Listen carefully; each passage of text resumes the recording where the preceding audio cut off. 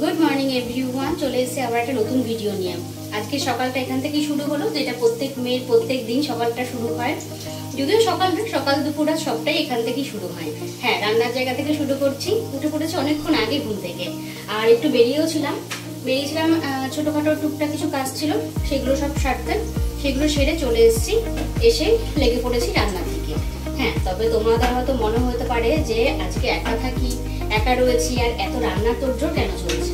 সেটার একটা কারণ অবশ্যই আছে, সেটা তোমাদের বলবো। তোমরা ভিডিওতে থাকো, দেখতে থাকো আমার ভিডিওটা। পরপর একটা একটা করে সবকিছু খবরই তোমাদেরকে দিচ্ছি।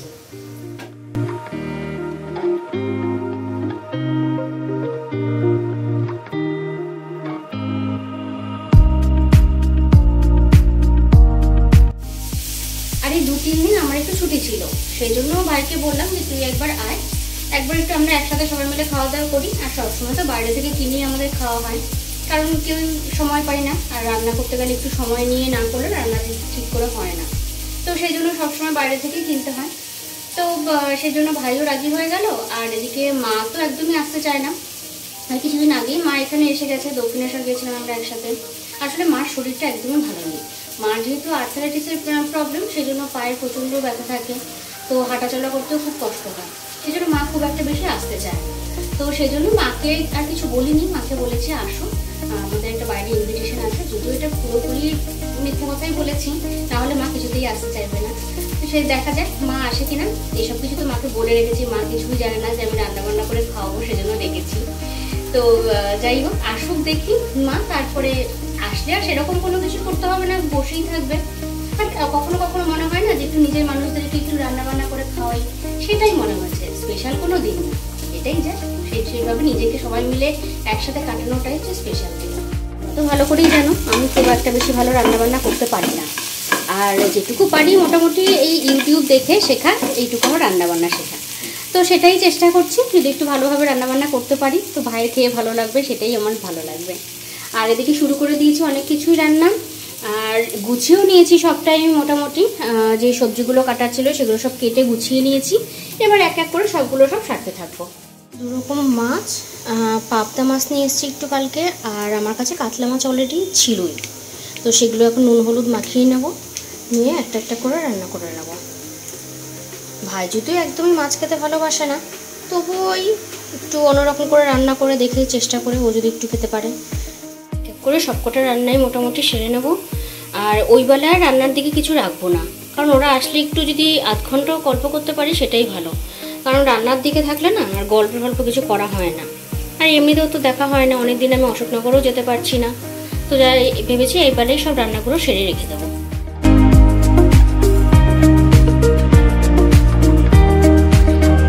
এখন বাজে রাত্রি প্রায় 8:20 বাজে, আর মা কিছুক্ষণ আগে ফোন করেছিল, বললো বেরোচ্ছে। আর সারাদিনে তো আমি রান্নাবান্না করে সব কমপ্লিট করে রেখে দিয়েছি, আর ওয়েট করছি মা আর ভাইয়ের আসার জন্য। সবাই আসলে পরে একটু জমিয়ে বসে গল্প করবো, আড্ডা মারবো, সেটার জন্য ওয়েট করছি। কিন্তু মা কিন্তু এখনও জানে না যে কারোর বাড়িতে অ্যাকচুয়ালি ইনভিটেশন নেই, এখানেই আসছে। তো যাই হোক, মা আর কিছুক্ষণের মধ্যেই ঢুকে যাবে। ট্রেন তো ছিল প্রায় 7:30টার সময়, তো চলে আসবে, কিছুক্ষণের মধ্যেই চলে আসবে। আমি এখন দুজনের জন্য ওয়েট করছি, কিন্তু ভাইয়ের আসতে দেরি হবে। ভাই তো 8:30 অবধি ডিউটি ওর, তারপরেও বেরোবে। তো এবার একটু ওয়েট করছি ওদের দুজনের জন্য। চলে এসছে মা নিচে, আর নিচে গেটে তো তালা দেওয়া রয়েছে, আমি সেই জন্য যাচ্ছি, গিয়ে মাকে নিয়ে আসি।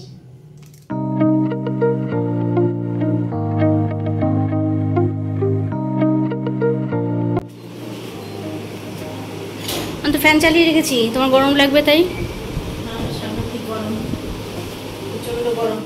কেন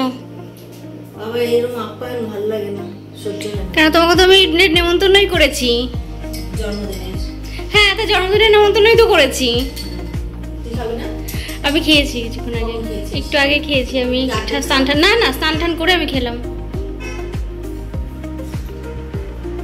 ভালো হচ্ছে এগাতে। চলে এসছে ভাই, ব্যাস এবারও হাত মুখটা ধুয়ে নিই, ফ্রেশ হয়ে যাক, আর আমি তার মধ্যে খাবার টাবারগুলো সবগুলো গুছিয়ে ফেলবো। খুব বেশি রাত করবো না, এমনিতেই ভাই অনেক রাত করেই এসছে। ফাইনালি সারাদিন এত রান্নাবান্নার পরে ভাইকে এবার খেতে দিয়েছি, যেটা এতদিন ধরে অপেক্ষা করছিলাম। আর অনেক কিছু রান্না করেছি আমি, জানি না রান্নাবান্না তো এত কিছু করেছি, আদৌ ওদের খেতে কেমন লাগবে। তো চেষ্টা করেছি মোটামুটি ভালো করেই করার জন্য। এবার দেখা যাক, ওদেরকে আগে ভালো করে খেতে দিই, আগে ওদেরকে খাইয়ে তারপরে আমি খেতে বসবো।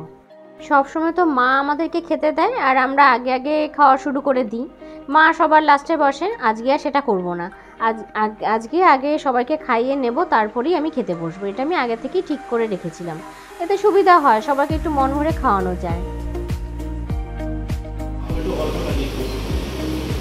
কেন টক হয়েছে তাই? একটু টক টক করে করেছি, ভালো লাগে খেতে।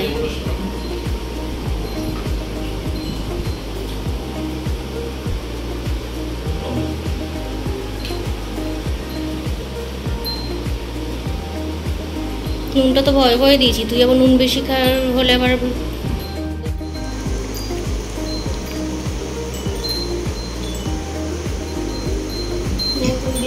बस बस बस बस बस अन्ना अन्ना अन्ना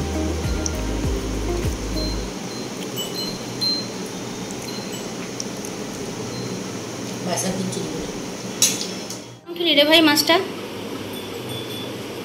কি দিয়ে বানিয়েছিস মাছটা?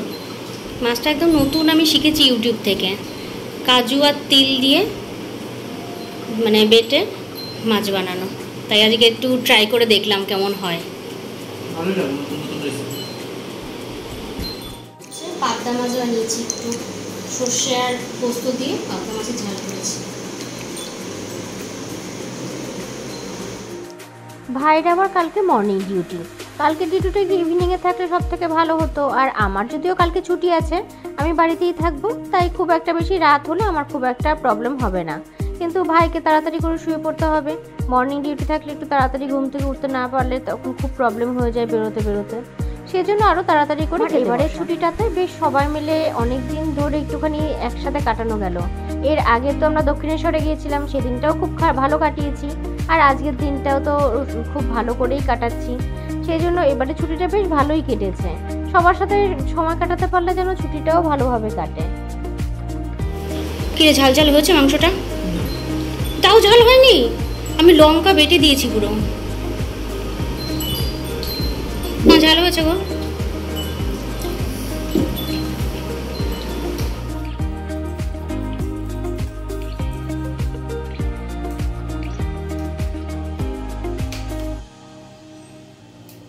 এখন প্রায় রাত্রি 12:30 বাজে।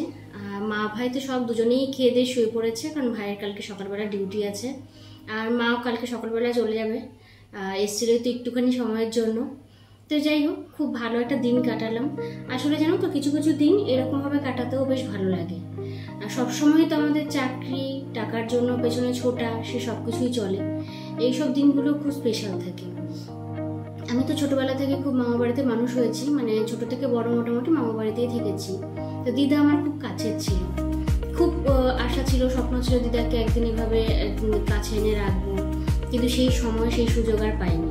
এখন খুবই মনে পড়ে দিদার কথা, কিন্তু সেই সময়টা সেই সুযোগটা এখন আর নেই।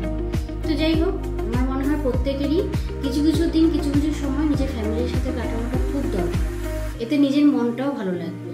আর টাকা পয়সা, চাকরি এগুলো তো থাকবেই, এগুলো নিয়েই তো লাইফ। তো চলো, আজকের ভিডিওটা এই পর্যন্তই, দেখা হবে আবার একটা নতুন ভিডিওতে। টাটা।